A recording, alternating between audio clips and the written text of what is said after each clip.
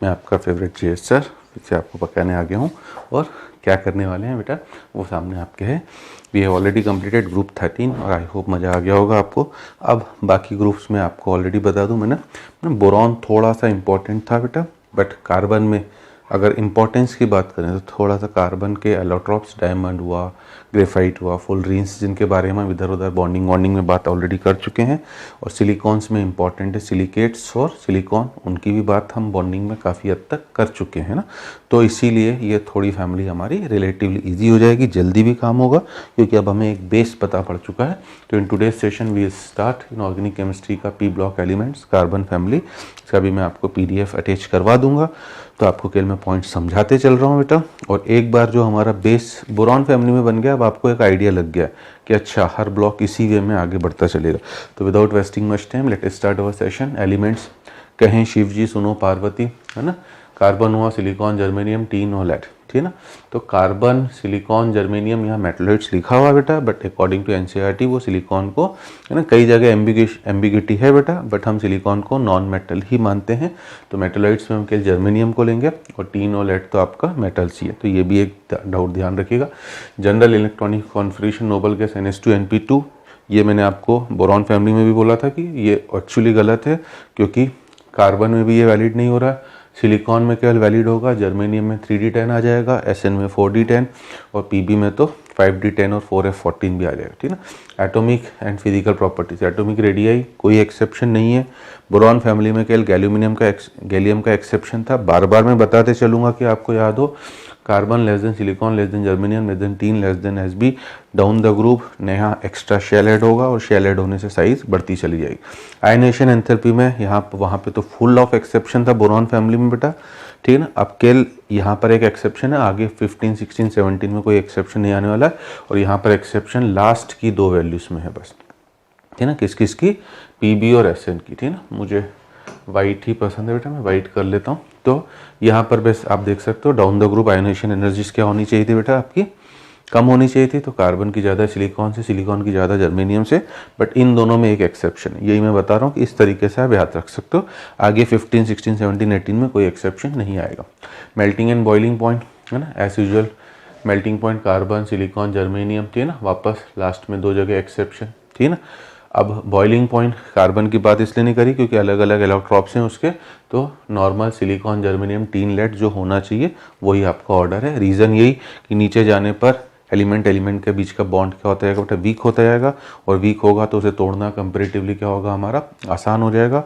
और अगर आसानी से टूटेगा तो बढ़िया बात है बेटा, बॉइलिंग पॉइंट उल्टे कम हो जाएगा।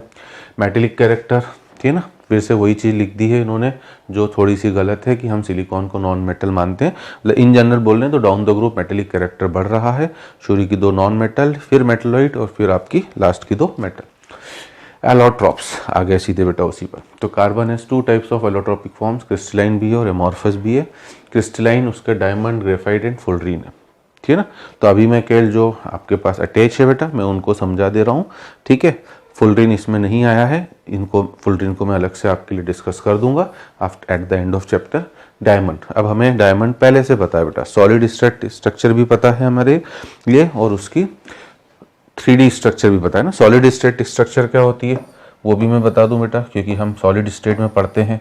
उम्मीद है कि आप सभी पढ़ चुके होंगे अभी तक। अकॉर्डिंग टू सॉलिड स्टेट हम ऊपर वाले फेस के अल्टरनेट कॉर्नर्स पर, नीचे वाले फेस के अल्टरनेट कॉर्नर्स, इसकी स्ट्रक्चर इक्विवेलेंट टू किसकी होती है बेटा, ZnS वो रखते हैं बेटा, ये देख लीजिए। और इस क्यूब से जो एक आपका इस क्यूब का जो बॉडी सेंटर होगा बेटा उस पर भी कार्बन रखते हैं। तो आई होप ये एक टेट्राहेड्रल बनता हुआ नजर आ रहा है ना।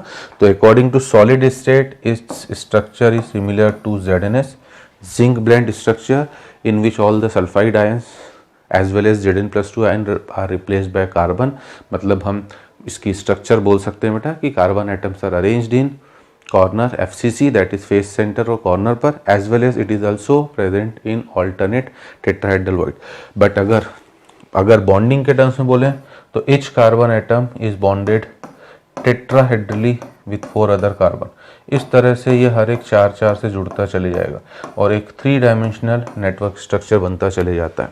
इसलिए डायमंड सबसे हार्ड एलिमेंट होता है ना। Each carbon is link to another atom and there is very close packing in structure of diamond. वो है ही आपका density and hardness is very much greater for diamond because of close packing in diamond due to sp3 hybridise and tetrahedrally arrangement around it. ठीक है ना। डेंजलिंग valency एक word आपको मिल सकता है बेटा, मतलब डायमंड हमें देखने में तो हम खरीदने जाते होंगे बेटा, पढ़ा होगा तनिष्क है, रिलायंस है, जो ज्वेलरी है, बट डायमंड कार्बन का प्योर फॉर्म नहीं है क्योंकि इसकी डेंजलिंग वैलेंसीज होती है ना। क्या मीनिंग है बेटा, ये लास्ट वाली वैलेंसीज तो फ्री रह जाएंगी ना बेटा, कोई भी हो।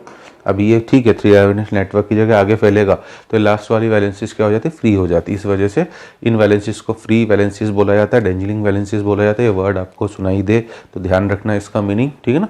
और इसलिए ये डायमंड जो है वो इसका प्योर फॉर्म नहीं है, ठीक है।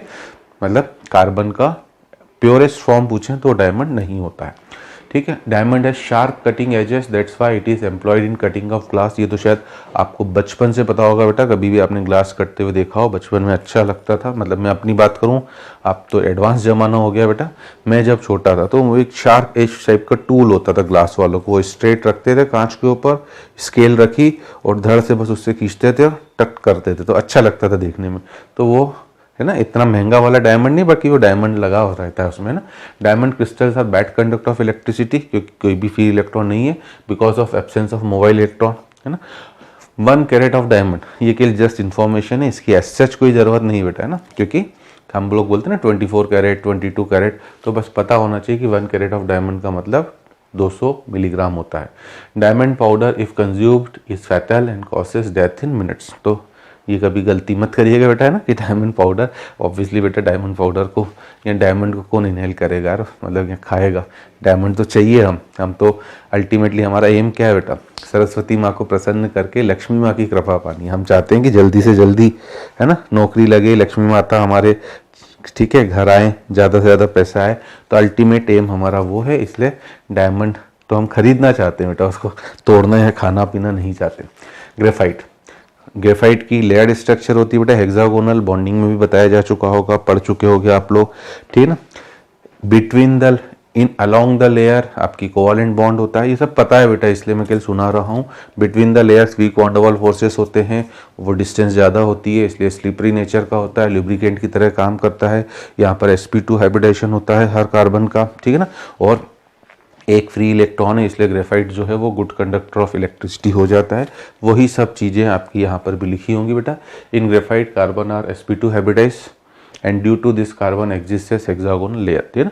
हर कार्बन हेक्सागोनली बेटा, हर कार्बन हेक्सागोनली इस तरह से अटैच होता चले जाता है। जो हम सॉलिड स्टेट में पढ़ते भी है ना बेटा, तो ये आप बना सकते हो, इस तरह से बनता चले जाता है। अब ये फर्स्ट लेयर है बेटा, ये कौन सी लेयर है बेटा, फर्स्ट लेयर। तो you can see each carbon atom, इसको देखूं तो ये 1 2 3 से जुड़ा हुआ है, इसलिए हाइब्रिडाइजेशन कौन सा बोलेंगे बेटा, sp2। अब ऐसे ही, अब मैं बोर्ड में दिखा नहीं पाऊंगा, है ना, क्योंकि वो 3D पिक्चर हो जाएगा। ये लेयर ऐसी नहीं है बेटा, ये लेयर बोर्ड के अंदर और बाहर ऐसी फैली हुई है, ऐसी नीचे सेकंड लेयर, थर्ड लेयर। तो अलोंग द लेयर तो कोवलेंट बॉन्ड है, between the layers weak van der Waals forces है। बोरिक एसिड की स्ट्रक्चर में भी हमने इस चीज को समझा था। Each carbon is linked with 3 carbon and 1 carbon will be left and form A 2 dimensional sheet like structure. ये 2 डायमेंशनल 2D शीट स्ट्रक्चर है बेटा, एक ही प्लेन में है। Distance between 2 layers is very large, so no regular bond is form between 2 layers. 2 layers के बीच में कोई बॉन्ड नहीं है, इसी वजह से 3 से ही बॉन्डेड रहेगा और 1 इलेक्ट्रॉन फ्री हो गया। The layers are attach with weak van der Waals forces of attraction. सब इन्फॉर्मेशन मैंने पहले ही आपको ओरली सुना दी है बेटा, ठीक है ना। अब केवल उनका छोटा छोटा सा यूज आ रहा है, ठीक है। The carbon have unpaired electron, so graphite is a good conductor of electricity current. CC bond length is graphite is shorter than that of diamond. Diamond में तो sp3 हाइब्रिडाइज था, हर bond C single bond C था बेटा, और C single bond C की bond length 1.54 angstrom होती है, बट यहाँ पर वो 1.42 है ना। Graphite has high melting point, so it is employed in manufacture of crucible. ये तो यूज बोल दिया इन्होंने।